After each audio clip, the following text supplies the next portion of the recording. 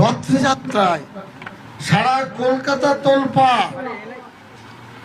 আমরা খুশি হিন্দু ভাইদের রথযাত্রা, রাস্তার উপর রথযাত্রা, পুলিশ প্রশাসনের সহযোগিতায় রথযাত্রা।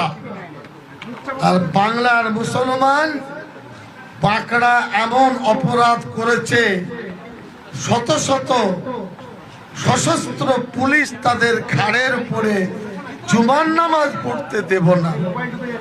এটা খুব দুঃখ, এটা বেদনা। আমরা আশা করি, আমরা চাইছি এয়ারপোর্ট অথরিটি মসজিদ খুলে দিক। গতকাল মুখ্যমন্ত্রীর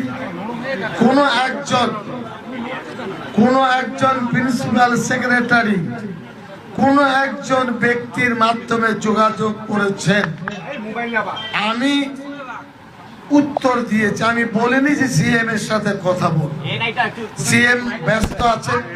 আমার জানা ছিল না যে আজকে হোম মিনিস্টার তিনি রাজ্যে আসবেন, কিন্তু জুমার দিন তারপরে কি বলেছেন না বলেছেন তাদের কাছে জেনে নেবেন। আপনারা তাদের কথা আমাদের জিজ্ঞাসা করবেন না। আমাদের সিদ্ধান্ত আইনের রাস্তা খোলা। এক, দ্বিতীয় হলো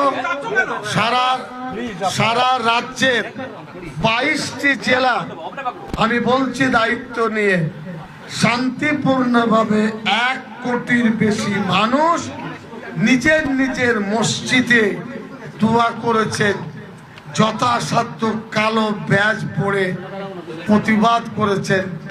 দুঃখের কথা, বেদনার কথা। নেক্সট স্টেপ, এক হলো আদালত, আর একটা হলো অফিসিয়ালি চিঠি রাজ্যবাসীর পক্ষ থেকে। সেটা কমিটি আলোচনা করে ঠিক করবে। আর মিডিয়াদের বলবো, অতিরিক্ত কোনো প্রশ্নের জায়গা আপনাদের নেই, বিরক্ত করবেন না। আপনাদেরকে সম্মান দিই, রাখার চেষ্টা করবেন।